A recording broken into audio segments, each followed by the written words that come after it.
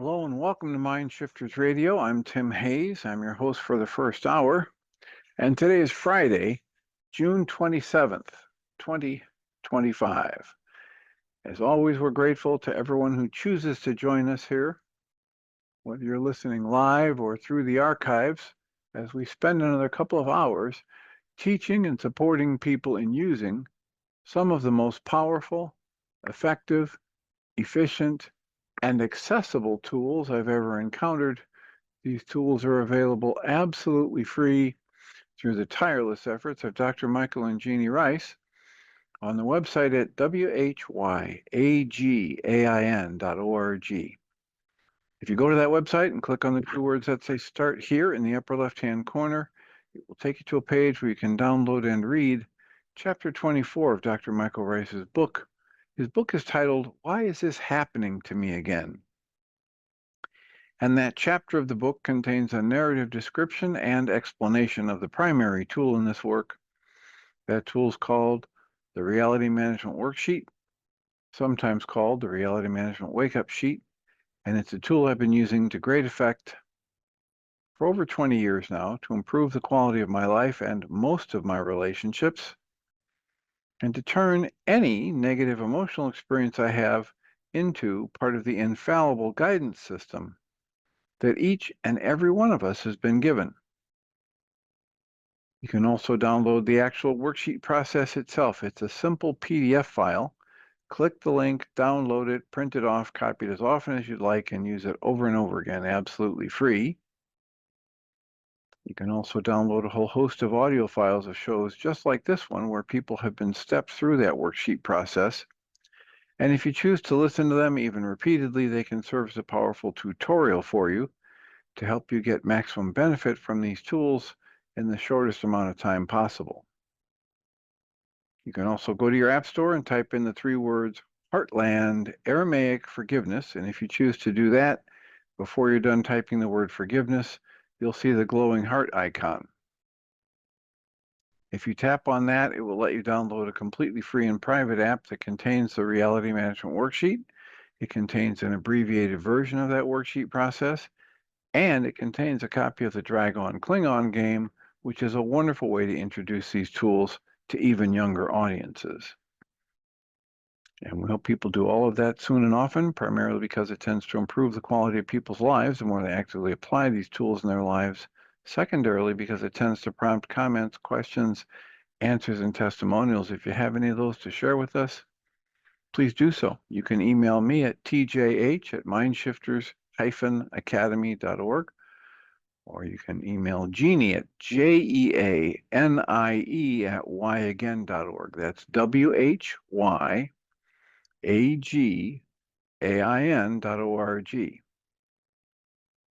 And if we get a question or a comment from you through an email, we'll address it on the internet show, and then as time allows, send you a notification about what day and time that occurred, so you can listen back to the archives for your feedback or input.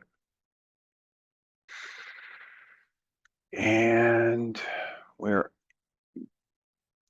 infinitely grateful when people choose to do that, because it makes it so much easier for us to live into our intention with this work. The intention we have with this work is to be of service, and that's just so much easier to do when we know how these things are landing for you. If you would like to join us live, all you have to do is call in one of the numbers that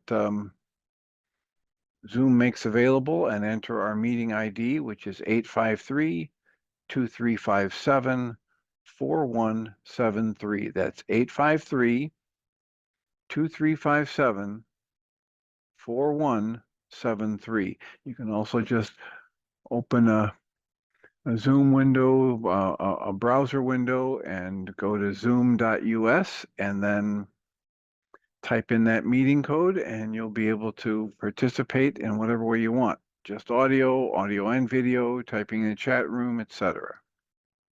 So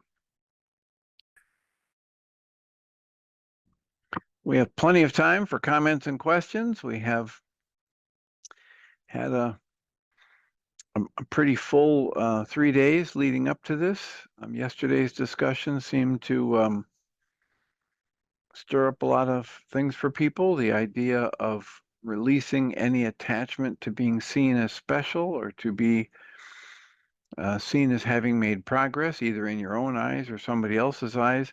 That was a real juicy topic, I'll say, for people. And some of that discussion continued last night in the support group, and it got carried over into the second hour yesterday, I'm told, with Michael and Jeanie and their hour. So just let us know what's been the impact on you from that discussion or anything else we've talked about over the last 14 plus years here that we've been doing the Mind Shifters radio show. Hi, Dr. Ryce. Yeah, it was amazing yesterday, and I'm just so grateful for you to catch. I wouldn't have saw it in myself with you mirroring back to me the intensity of my energy around that, and then being able to go find. I'm still working on it, right? And I did we talked about it the second hour as well with Dr. Ryce. Yeah, it's something's really up. I still don't not obviously not at the root of it yet, but that need and a lot of memories came up about childhood when I was doing the mind shifting and that you don't matter unless you're special. If you can't stand out, then you're not seen. A whole bunch of things like that. So it was very, very deep and the journey continues. So to find the root of that, and I believe it's a big one. It's, in my story, and if I can perceive now that underlying lining thread has always been there. The underlying thread of believing that somehow you have to be special in order Yes, to be valuable. yes, that exactly. If I'm Is not, it, does it go into a thought about you have to be seen as special to be safe? now that you said that, I can feel in my solar plexus yeah, I'm starting to feel nauseous that you said that. Well, keep breathing. Breathe into that nauseous feeling and see what it has to offer you. Yeah, I think it's almost like being in a public setting or being around other, like that part being, as long as I'm held in a group or people are around and I'm standing out, then yeah, that feels true. There's safety there. Yeah, if I'm, yeah, really feeling nauseous actually.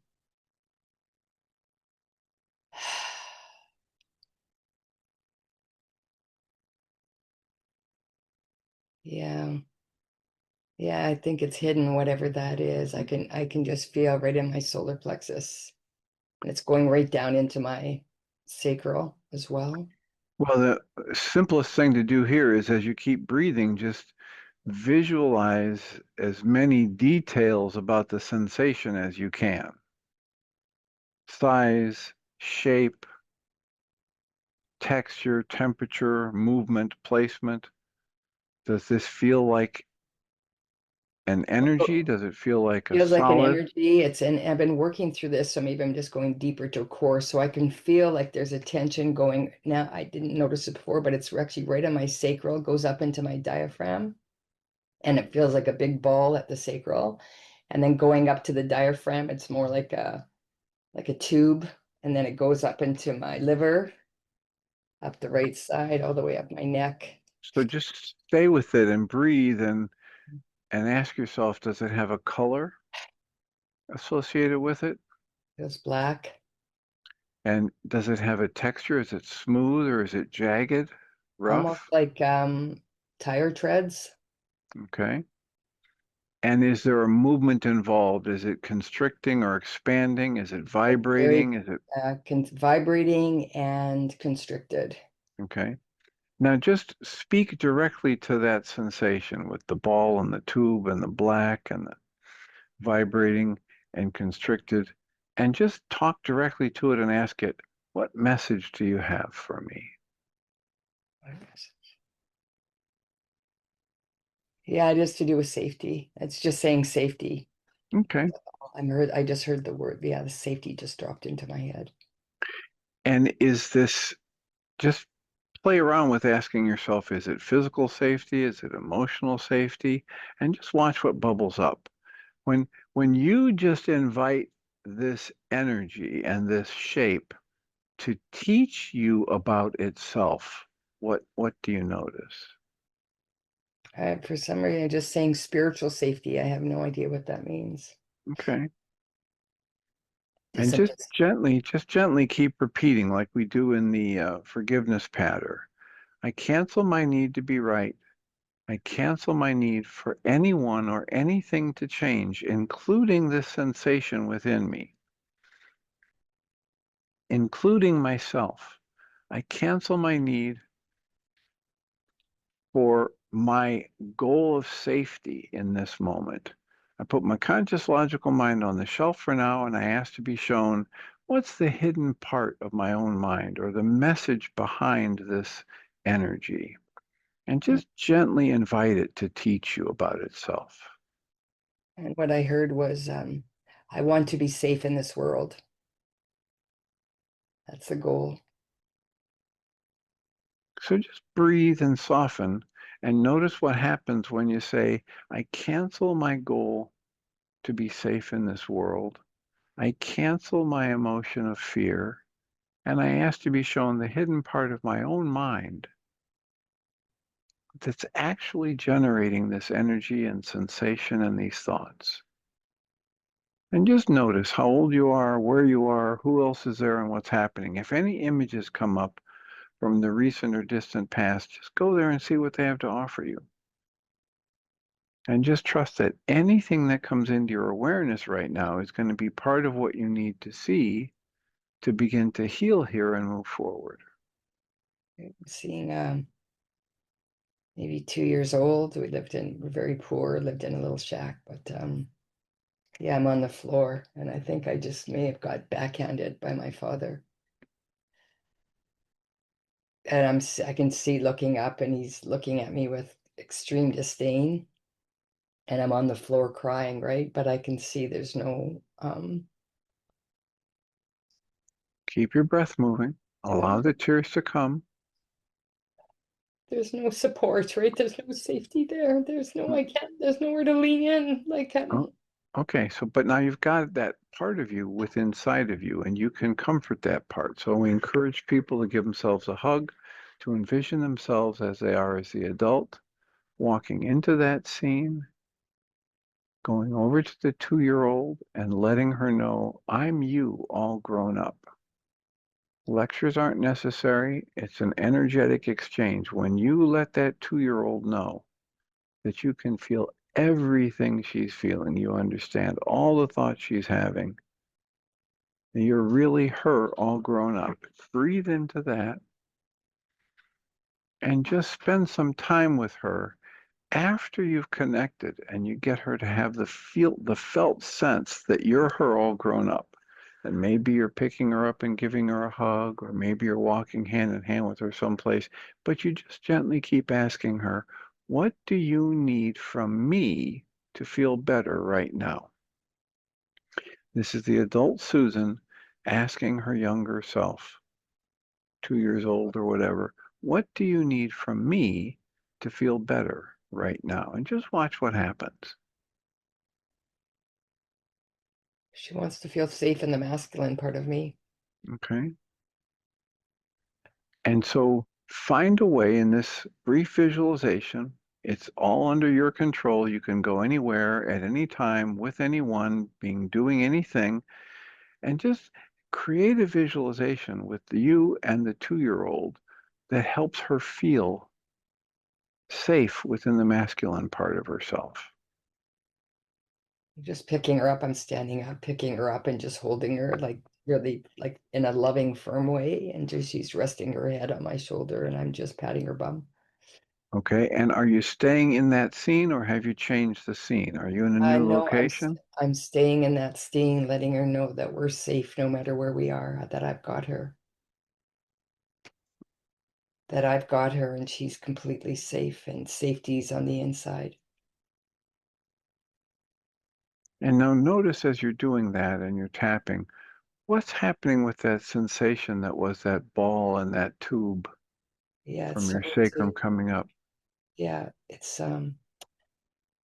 lessening, it's not so intense. And yeah, it feels, yeah, it's getting lighter and Lighter in weight, lighter in color, what? lighter in weight and lighter, softer vibration. It's also it seems to be disintegrating somewhat and starting to lose its, yeah, its density.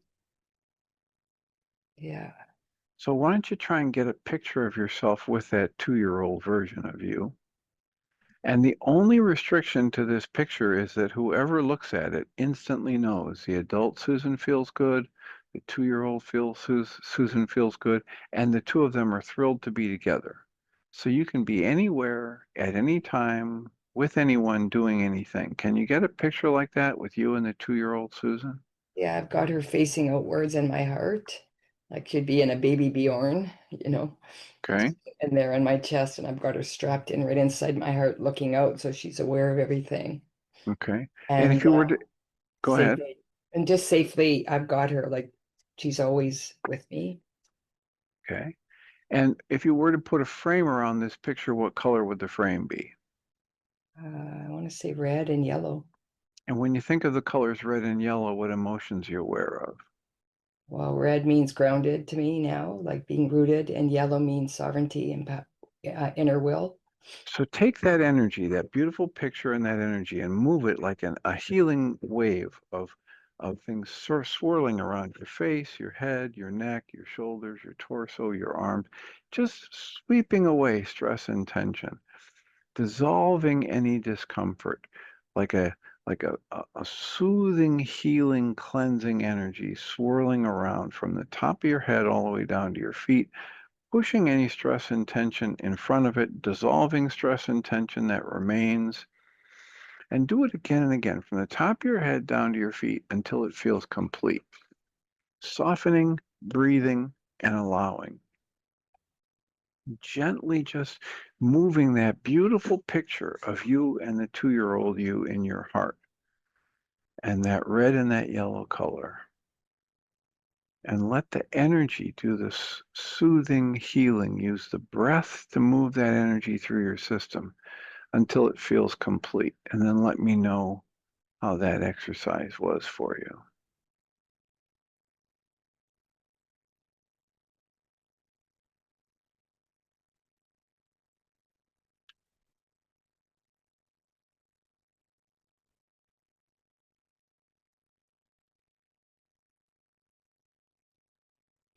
Yeah, thank you very much. Just yeah, I could thank you. Yeah, it's just allowing that the content of my mind that keeps projecting. Yeah, that I didn't realize it was such a need for safety. Well, and here's the idea that this quote need, close quotes, for safety, and this thought about the goal for safety that I can't make happen, right? I can't achieve that goal, has been running in the background. As we know that every time we set a goal with this human mind, it continues to run until it's either achieved or consciously canceled. And so ever since 2 or 3 years of age, a lot of Susan's perception of life has been distorted by this unmet goal of achieving safety in the family. In life and in life, right? And just generally in the world. Yeah, yeah. And one of the mechanisms you have used to hide that unmet goal from yourself and try to pretend that you're feeling a level of safety that you weren't really feeling was this idea of finding a way to be special. Yeah. And that's what felt so threatening when I said, we're all playing this game at the same level and and that just felt threatening to your ultimate. No wonder you had such a negative emotional energy when you came to respond to that, because that felt to you like life-threatening safety at some level. Yeah, absolutely. Yeah. Thank you so much. Like, yeah, what a gift. And notice what happened. You canceled the goal and you asked that sensation within you to share what was hidden, and you instantly flashed on a significant trauma at a critical developmental stage. And now you can begin to work with it. You can do more worksheets on it. You might, do a worksheet on your dad Yeah. at that stage in his life, because now you can look back and you can, guesstimate how old he was at that time and what other stressors might be going in his life or how he had been treated by his parents, et cetera. And you can work with that until you start actively dismantling the negative judgments against yourself for not being able to meet dad's needs so that he would treat you lovingly, right? There's part of us that we know as a 2-year-old would probably just, as within a heartbeat, be angry at dad and then flip it on anger at us and think, oh, I must have screwed this up somehow, or my loving father would never do this. And it just makes it easier to manage those ultra difficult situations, even if I'm only 2 or 3 or 5 years old, if I think I could change something to make it better. Yeah, if I was better, more different. Yeah, right. All Yeah, the kids become egocentric that way. Yeah. yeah. And it's funny because right now I'm in a big process of embodying the divine feminine and divine masculine, and really holding that difference from the wounded masculine and feminine. So this is perfect to honor that. And in dream time, waking up, dropped in all the qualities of the divine masculine, like words, was just kind of flooding in. So this is perfect. Yeah. Thank you so much. You're quite welcome and deserving, as we like to say, Yeah, as thank we you. like to remind people. Yeah, thank you, thank you, thank you. Yeah, profound. Is that enough for you today, or is there something else we can support you with? No, I think I'm gonna sit with this and yeah, just deep gratitude for what you helped me reveal. You're very Thank you. welcome and deserving. Blessings. So we have plenty of time for comments or questions, either about the process that just unfolded, or, as I like to mention, anything we've talked about in the past 14 plus years of Mind Shifters Radio.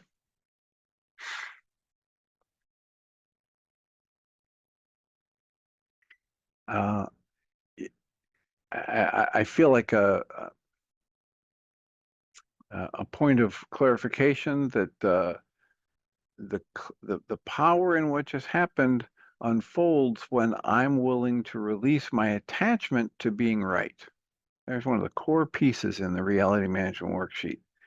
And it's so powerful and important that I weave it in over and over again into the forgiveness pattern that you were hearing me go through some of there. And just for, to make it clear, all of this is available absolutely free. If you go to the mindshiftersacademy.org website, you don't have to sign in, log in, give an email. Just, it's there as a PDF file. You can download the forgiveness pattern that I was going through, and you can click on an audio file that'll have me like a 4-minute recitation of that.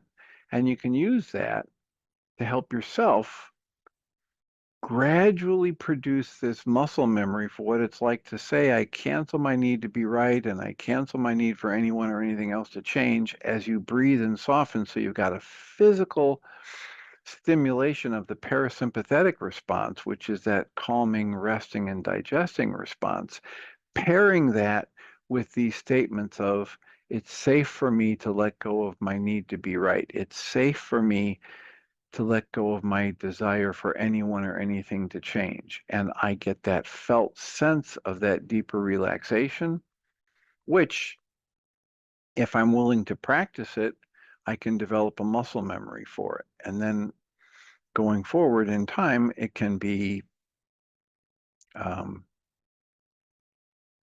very powerful tool that I can use whenever I feel myself getting agitated or upset.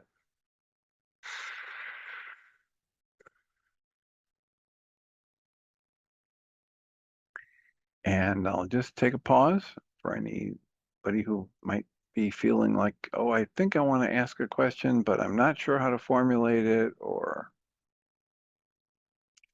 and if nobody unmutes and speaks up, then what we'll do is return to the reading of the book by Christian Sundberg, which is titled A Walk in the Physical. And as we've mentioned, we're moving through this in preparation for, I believe it's July 8th, that Christian has agreed to join us here in this 11 o'clock hour. And so that will be, I don't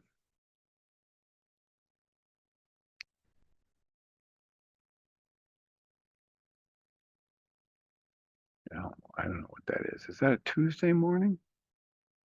However it is, we'll look forward to Christian Sundberg joining us. With my coming back from vacation and all of these changes in my schedule, my mind isn't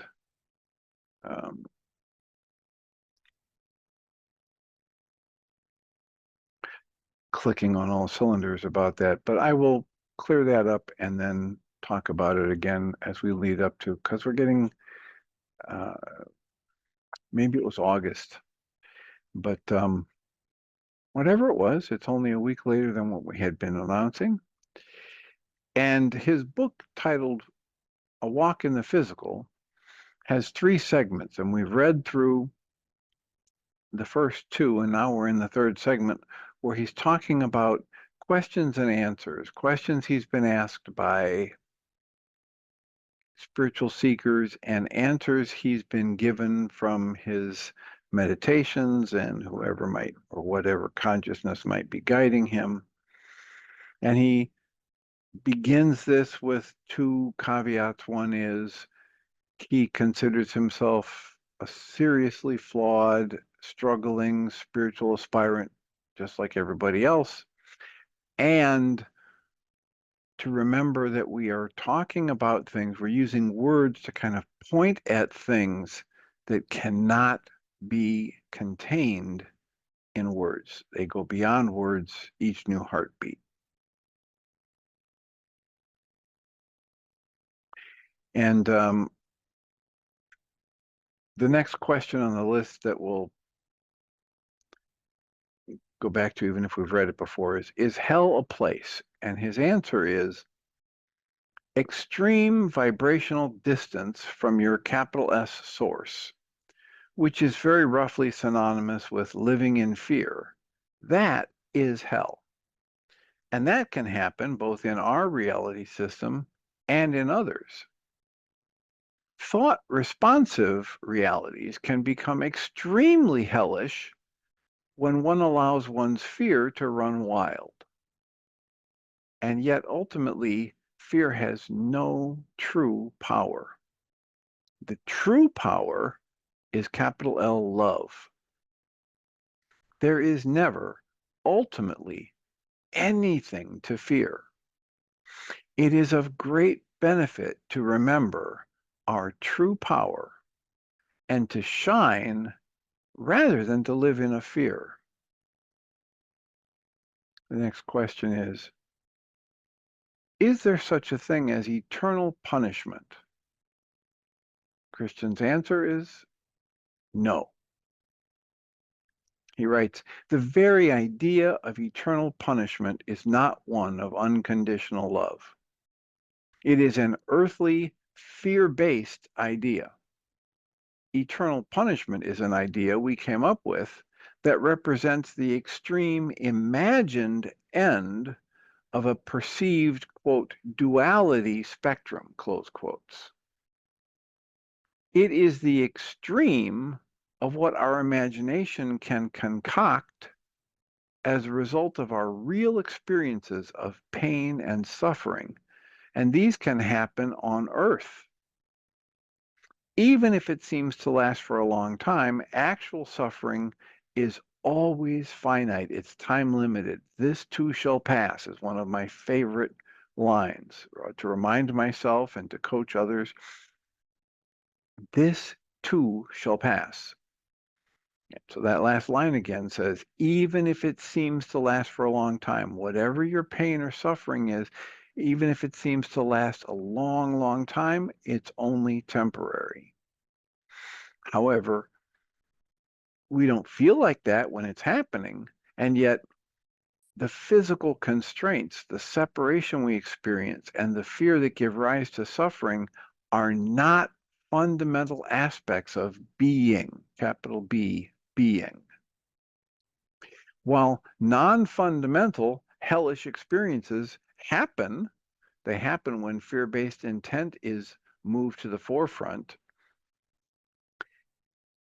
The deeper fundamental truth is always love, joy, freedom, and oneness, unity.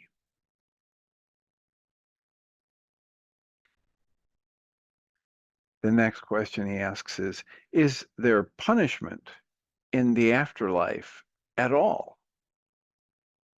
And Christian writes, we are all completely and totally responsible for every single choice, thought, action, and intent. Our past choices, thoughts, actions, and intents can lead us into various experiences, whether it's in this world or in another. And some of those experiences may be extremely painful or dark. However, the enduring truth that transcends that entire process is unconditional love. And that love is completely and totally accepting and understanding. Something about that, when I read that, it reminds me of the Wayne Dyer discussion he finally had near the end of his career with Abraham Hicks. And the consciousness Abraham was speaking through Esther Hicks, and Wayne Dyer was sitting there in a chair, facing Esther and talking with Abraham, and he had similar questions, very, very similar questions about, is there a hell? Is there, are people going to be punished in the afterlife, et cetera, et cetera. So you might want to look that up. It's probably available on YouTube, the interview with Wayne Dyer and Abraham.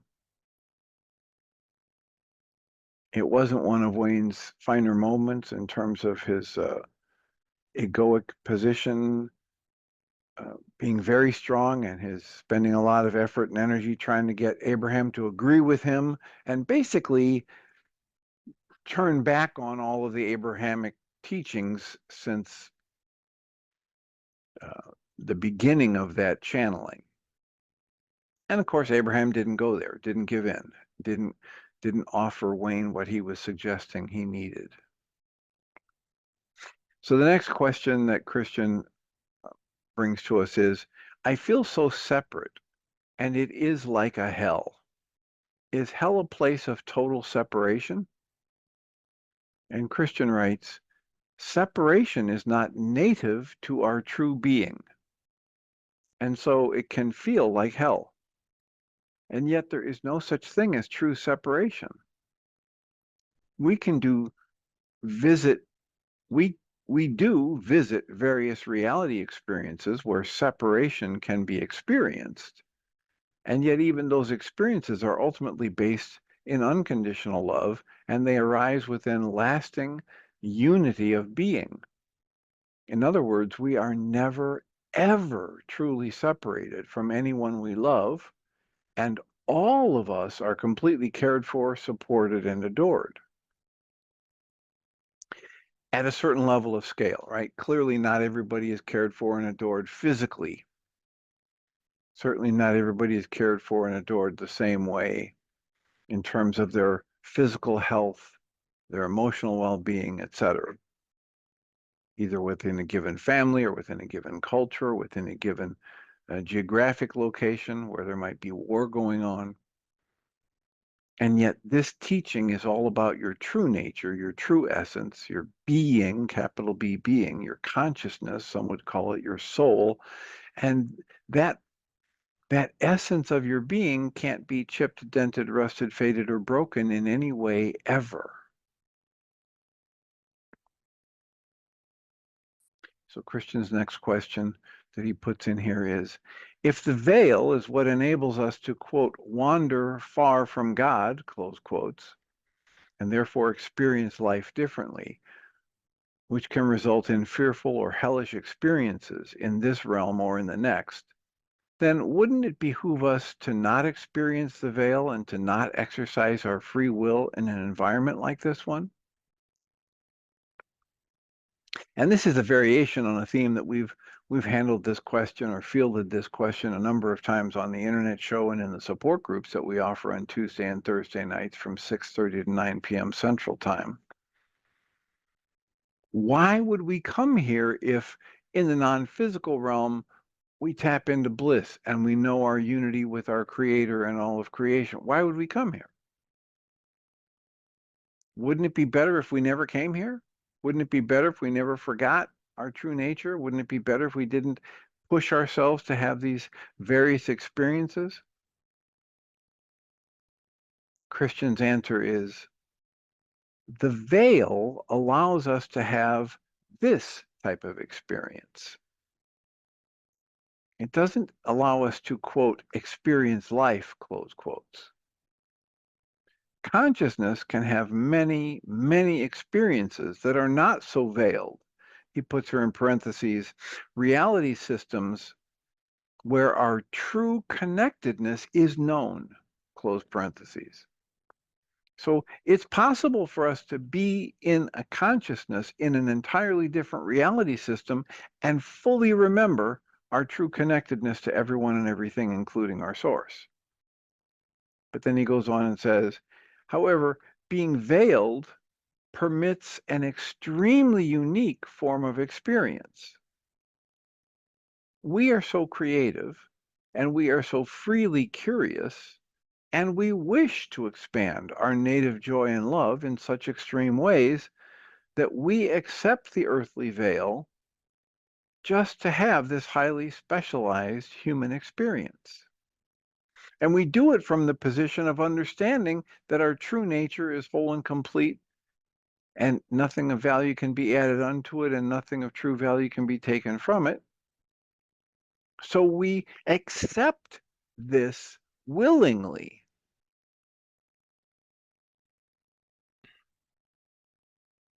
He says, free will is not a thing to be avoided. Free will adds huge amounts of creative expression and preciousness to the capital W what capital I is, all that is. And because free will adds so much in terms of creative expression and preciousness, free will is cherished and protected. Perhaps the asker of this question is thinking that the goal is to do anything we can to avoid the negative, but that is not the goal. The goal is to expand love and joy and all that is. And that can be accomplished by overcoming the apparently negative, which was never fundamentally real in the first place. Again, the core premise of this work is that whether you talk about it from the Guy Finley perspective or the Michael Ryce perspective, or the Dietrich Wolzak perspective, or the Christian Sundberg perspective, the core of this work is to get better and better at extending our true nature of love day in and day out in every interaction with everyone and everything. And the more challenging circumstances I'm in, the more difficult it is for me to choose for love, and the stronger I get at my ability to choose for love and to extend only love. The next question that's asked is, I know people who have seen hell, and since they report on it, we know it's real, right? Christian responds by saying, non-physical realities can present themselves in a myriad of ways, depending upon many factors that are personal to the experiencer. In parentheses, he writes, including beliefs, expectations, intent, fears, and the thoughts of the experiencer, close parentheses. Therefore, the objects seen are not always indicative of the nature of the environment itself. And as soon as I said that, I thought, so here's a person who, when they get on a roller coaster, they are absolutely terrified. And they're only getting on because all of their friends are getting on, and they're afraid if they don't get on, they're going to be ostracized and out of the clique or whatever. So they get on and they're just miserable the entire time. And they're absolutely certain that, you know, they almost got decapitated by that bar that came over, and that they're almost absolutely certain that the roller coaster almost completely flipped over and they were almost all killed. And so the person leaves the end of that ride with an experience dramatically different than other people who were on the very same ride, who saw there was plenty of space between their head and the bar that went over, who felt solid in the roller coaster, who felt the thrill and exhilaration of it, and they weren't terrified. So we all create our own experiences, and we do that here in the physical realm. Michael Ryce talks about it extensively. He says in his talks, have you ever been in a situation where you were accused by somebody of saying something that you don't believe you ever said and doing something that you don't remember ever doing? And most people in the audience say, yeah, it happens. And then he talks about, so what state of mind was the person in when they reported that you said things you never said and did things you never did? Well, they were angry, or they were scared, or they were hurt. All those negative emotional states that show up when he does his workshops, and he has his whiteboard out there. It shows up on the left side of the board or the right side of the board. The emotional states we create here, even in the physical realm, the thoughts we pour our mind energy into that we believe, these things actually create powerful distortions in our perception. Well, if that's true here in the physical realm, imagine how much more so it might be in one of these other creative realms where Christian says they're much more thought responsive. So you think something and it happens instantaneously. So his point is, the objects that are seen are not always indicative of the true natural environment, but they are related to the fears of the individual and all of their trauma associations. He goes on and says, since we're used to being human, we think reality is ultimately made up of objects and places. In the physical world, if I go to a place like, say, New York City, and I see something there and report it to you, you can gain some knowledge about that place secondhand. However, higher realities do not necessarily follow the same rules as our world. Higher realities, which are incredibly real indeed, he says, parentheses, often even more so than our own, close parentheses, these higher realities are often very personal. And the way a given personality experiences them is often personally symbolic, even if painful. So it's not simply a matter of saying, quote, someone saw some objects, close quotes, or, quote, someone visited places, close quotes, as if reality is primarily composed of these objects and places.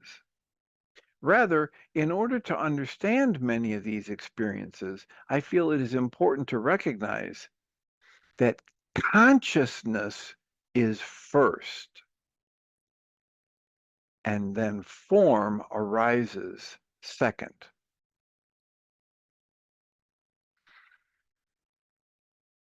So again, we're talking about things that go beyond what words can describe. We're kind of pointing in the direction of something.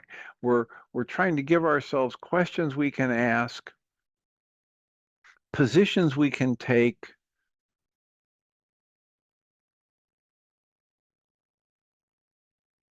new perspectives from which to view our situation, so that we can usher ourselves into an experience that's new, that's teaching us about ourselves and about life itself.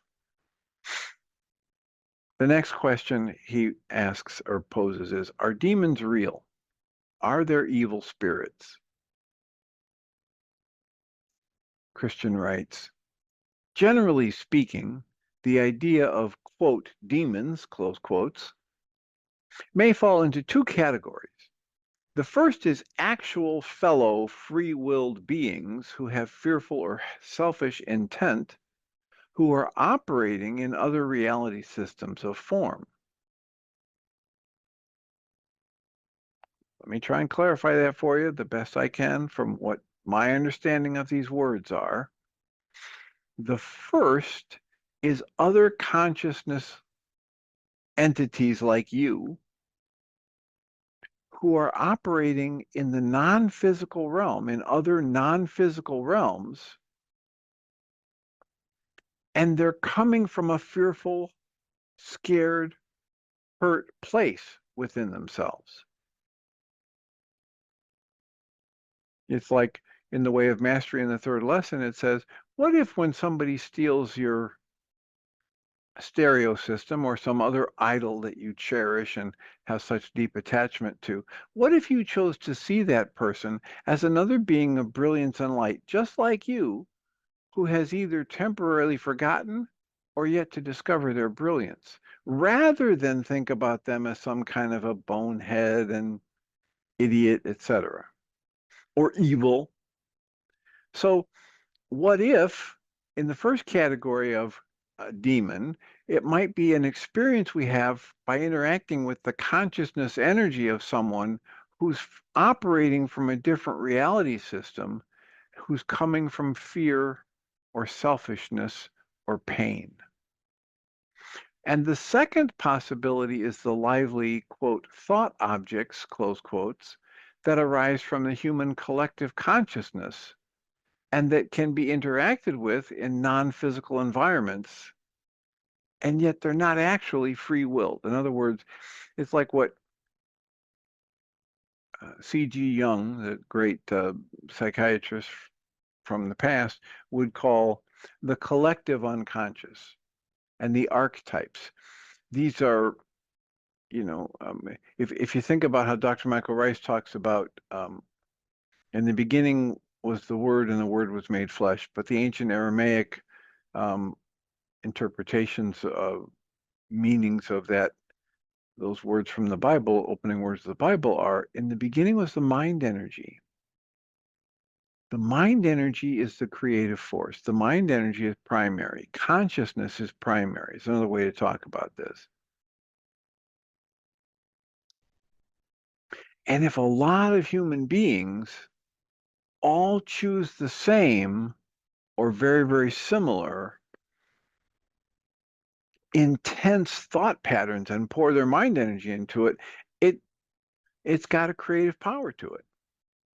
And it may not be the same level of physical, structural experience that we have of the body and of the chair I'm sitting in, etc. And yet it can be very, very noticeable. It can be perceived at a certain level of consciousness and awareness. I flashed on the stories that I read and heard about. They have these random number generators around the planet because a lot of what people do with life and computers and things finds tremendous use in having random number generators and a string of random numbers. And so they're running all the time. They're on these major computers, whether they're in universities or at think tanks or in government agencies. These big computers are running, constantly generating a random stream of numbers. And when the 9/11 attacks happened and it went global on all the news channels that this had happened, the mind energy of the humans on the planet was powerful enough to change the random number generators. It was powerful enough to get registered on these electromagnetic field measuring devices they have in various forms around the globe.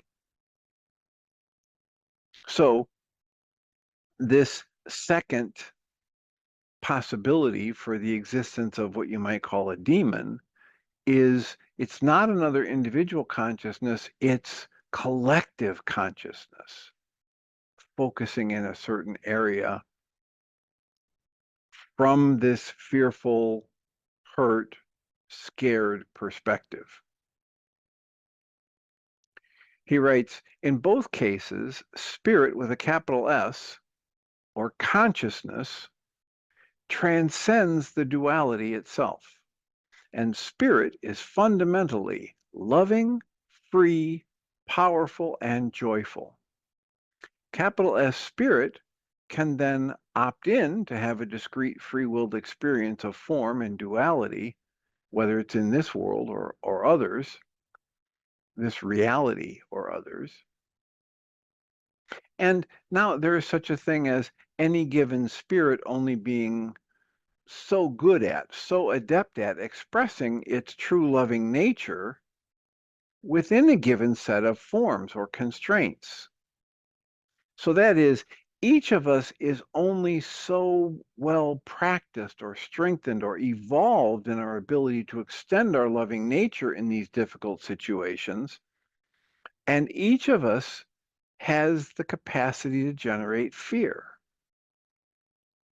Indeed, part of what we're doing here, according to this set of teachings and this way of thinking about it, is working to evolve the quality of our intention such that we can be successfully loving and creative within a wide array of experiences. For instance, the gentleman who spent 20-some years in a cell on death row in Texas for a crime he didn't commit, as you can read about in the book Messages of Life from Death Row, or Lessons of Life from Death Row, written by Pierre Pradervan about Roger McGowan, the individual who was sentenced to death and to death row in Texas for a crime he didn't commit, who then chose to become a spiritual teacher. He chose for love over and over again. He was faced with thoughts about fear and bitterness and hurt and resentment and desperation and overwhelm, and he chooses actively for love in the face of that. Christian goes on and says, this choice making that we do occurs both in our physical system and in other systems. There is imperfect choice making happening both on Earth and other realities of form. So when the fear-based intent is activated with this mind energy, is given this creative energy of mind energy, it's possible that people in other energy systems, other reality systems, are wielding fear-based intent, and that the ripple effects of that are experienced by us here in different levels of sensitivity as humans. But then he writes, quote, evil, close quotes, is not a fundamental force. It is where it is only the expression of our yet unevolvedness. In other words, our need to learn to be better at extending our true nature and remaining consciously aware of our true nature. He writes, this is where we express fear within whatever context. As creative beings, we give birth to all sorts of experiences. We have choice-making opportunities and living thought forms, all sorts of ideas and objects and names. And we give birth to them. We give a sense of actuality to them in our own experience. He writes, that includes things we consider to be, quote, dark, close quotes, things that help add to the depth of a possible manifestation by providing contrast. And are those things experienced as real within a given reality system? Yes, they are. But are those things, even things like demons, are they fundamentally real? No. So you might say, is darkness real? Not really. It's the absence of light. Well, but it is real because here I walk into a room and it's completely dark. Okay, but how do you get the darkness out of a room? Is it a thing you need like a shovel and a wheelbarrow and a pickaxe to chop it up and load it on a cart and get it out? No. It's simply an absence of consciousness, light, awareness, direct connection with actuality, etc.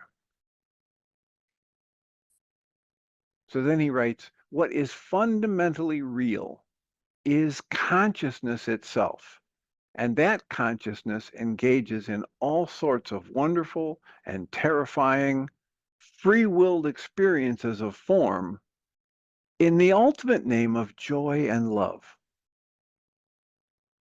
Right? It's just like somebody who chooses to get on a roller coaster. They're not doing it because they're trying to hurt themselves, but they might feel scared at certain points on the roller coaster, but they're doing it for the exhilaration and they're doing it for the experience and they're doing it for, it's like the people that choose to climb a mountain. And they know there's going to be parts of this that are going to suck. I'm going to be really tired and my muscles are going to burn and I might have calluses on my hands. And yet I'm doing it because I want the experience. So I realize that I've talked and talked and talked and brought us right up to the edge of our time. I will remind us all that we'll be back on Monday and that we come from love. We're made of the